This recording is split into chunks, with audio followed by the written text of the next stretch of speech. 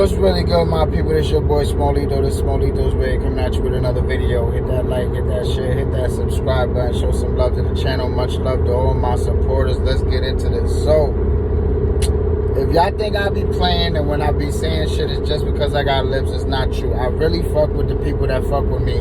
And I really enjoy reading and answering comments, you know, good, bad, ugly, whatever the case may be. I don't have the biggest platform, but I do have some loyal supporters that really show me love, and I appreciate y'all. And I just want to tell you from the bottom of my heart, I really do appreciate you guys taking time out of your day to deal with my craziness. So, that being said, I got one person that sent me something that they sent me an article about something that took place on Valentine a few months back. I believe it was in March, with people that they actually know. And, you know, I feel bad because it's something that should be addressed. It's something that happens also very often, and it doesn't get enough light shed on it.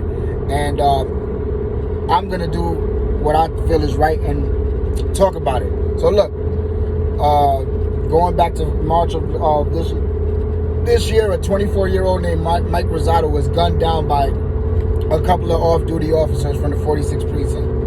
Now, everybody knows, if you're from the Bronx, you know Valentine, and that whole area is turned up. It's the hood and whatever. And interestingly enough, what makes it even sadder is that this man was gunned down in front of his father. Now, his father did what I feel any father in that situation would do, whether it be dealing with the police, whether it be an enemy, anybody, any father, any mother, if they see their child being harmed or being killed in this situation, will react violently. And he picked up a gun and he shot at the police that shot his son. Now, it's my understanding that this man is now facing life in prison because, as you know, even if you don't have any prior record, if you shoot at the police, if you injure the police in any way, shape, or form, if you bite them, you spit at them, whatever, they're going to smoke you. So this man is facing the rest of his life in prison.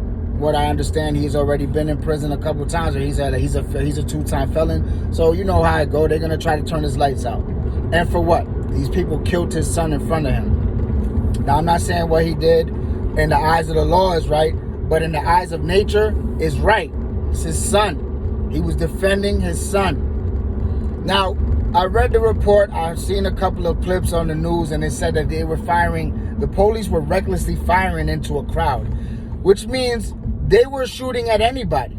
They were just shooting. So if they were really trying to shoot at, God bless the dead, this kid, Mike Rosado, they were putting other people in harm's way because they weren't having a clear shot at him. They were shooting in the direction of him as well as other people. So innocent people could have been shot.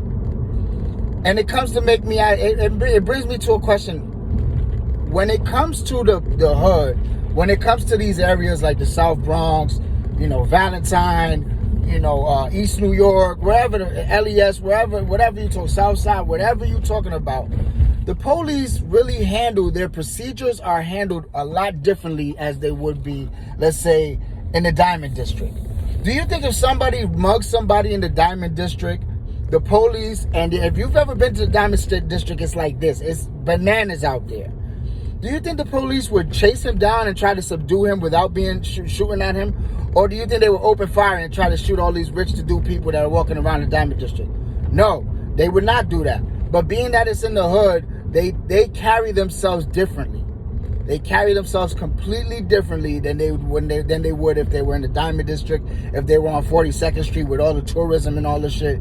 They would take all those factors into account there. Well, I can't open fire here because I might hit, you know, Tom, Dick, and Harry, instead of, you know, opening fire on Valentine where I might hit Jerome, Jose, and Manuel.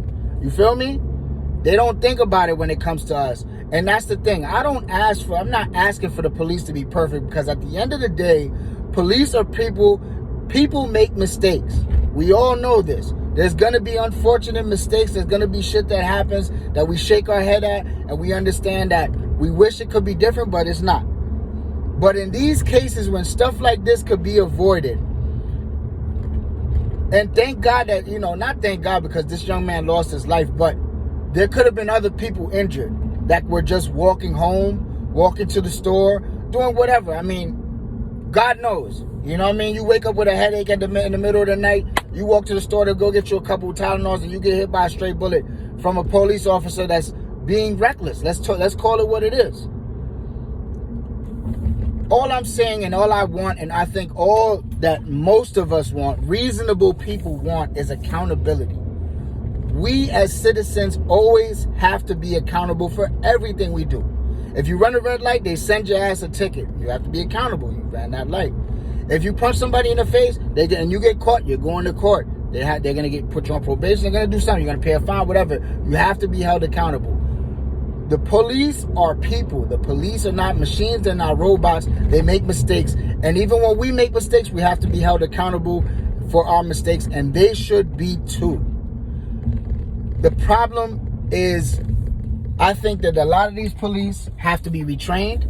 I think that the procedure, the requirements to be a police officer have to be raised, as well as far as I'm saying, like, not only just, you know, just the emotional. They have to dive deep into these people's background, their mental health, their family background, whether there was racism in it. It should all come into account when you're going to be policing a neighborhood or being responsible for citizens' lives. We should do the due diligence on these people, on their backgrounds, and make sure that these are emotionally stable people that aren't scared of black people or Spanish people, that aren't scared to do their job, that do their job the right way. These police officers, in my opinion, especially being that the young man was unarmed, did their job piss poor. These police officers were not on duty. I get it. They're cops no matter what, whether they're on duty or not. If they see something happening, they're going to jump to it. That's respect, whatever. But in this case, this young man was unarmed and he was killed. He was killed. He was murdered. And it's sad. It's sad, and it needs to be discussed. For real. You know, it really does. It really needs to be discussed. It's something that I feel that happens all too often. We see it happen more than we should, and it needs to be addressed. So look, man, rest in peace to Mike Rosado. His father, I can't do nothing but salute him. I know some people are going to look at it and say that he deserves to be where he is. I'm not one of those people. I look at it as a father would look at it, and I understand that as a father of young men, I would have done the same thing. My heart would have been broken, and I would have just become enraged seeing my son get murdered in front of me. Anybody that's a parent, I think, can relate with that man and can empathize with that man. So look, man, it's just a quick one. Much love to everybody out there, man. Salute to everybody, yo. I'm gonna see y'all on the next one. Y'all be good out there, man. Peace.